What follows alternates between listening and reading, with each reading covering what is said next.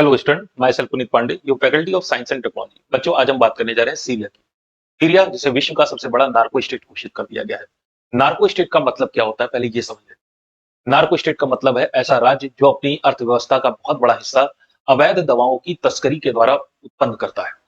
Syria में पिछले 12 सालों से युद्ध चल रहा है और आज भी 12 सालों के युद्ध के पश्चात भी बशर अल असद की गवर्नमेंट वहां पर काम कर रही है।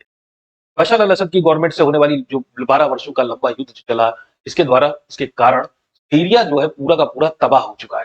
सारे के सारे शहर खंडहर बन गए। आबादी का एक बड़ा हिस्सा जो है वो शरणार्थी बनकर उसने विभिन्न देशों में शरण ली है। इतने लंबे समय तक चलने वाले युद्ध की वजह से अर्थव्यवस्था समाप्त हो गई और लोगों के पास इस वक्त अर्निंग करने का कोई उपाय नहीं बचा है। देश की 90% से ज्यादा आबादी इस वक्त गरीबी रेखा के नीचे जीवन यापन कर रही है। गवर्नमेंट के पास भी किसी भी तरह से विदेशी मुद्रा अर्जित करने का कोई रास्ता नहीं बचा। ऐसी स्थिति में सीरिया की गवर्नमेंट ने एक नया रास्ता निकाला और उसने शुरू की अवैध दवाओं का निर्माण और तस्करी। ये अवैध दवाओं में जो सबसे फेमस दवा जो सीरिया बना रहा है उसका नाम है कैप्टागॉन।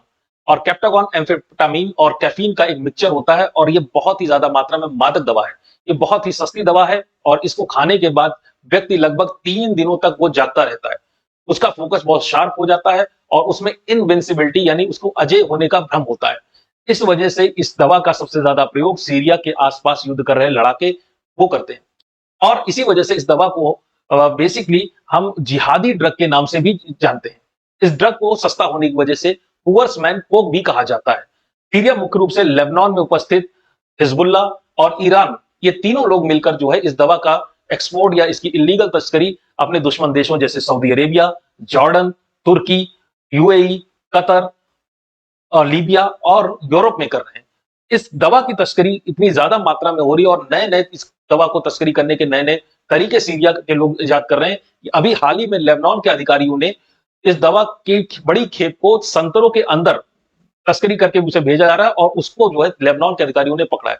तो सोच के देखिए कि कभी इस दवा को संतरों के द्वारा तस्करी की जाती है, कभी नकली अनार के अंदर इस दवा की तस्करी की जाती है, टायर्स जो गाड़ियों के टायर्स होते हैं उसके अंदर रख के इस दवा की तस्करी की जाती है। और सीरिया मुख्य रूप से इस दवा को एक्सपोर्ट कर रहा है इलीगल तरीके से सऊदी अरेबिया में। सऊदी अरेबिया की 18 से 22 वर्ष की जो युवा पीढ़ी है उसका 40% से ज्यादा इस वक्त इस नशे की गिरफ्त में आ चुका है। सऊदी अरेबिया की गवर्नमेंट जो है वो तरह तरह की कोशिशें कर रही है और इस वक्त वहां पर एक बहुत बड़ी समस्या के रूप में इस दवा का ट्रेड और इसका उपभोग वहां पर एक बहुत बड़ी समस्या के रूप में उभरा है।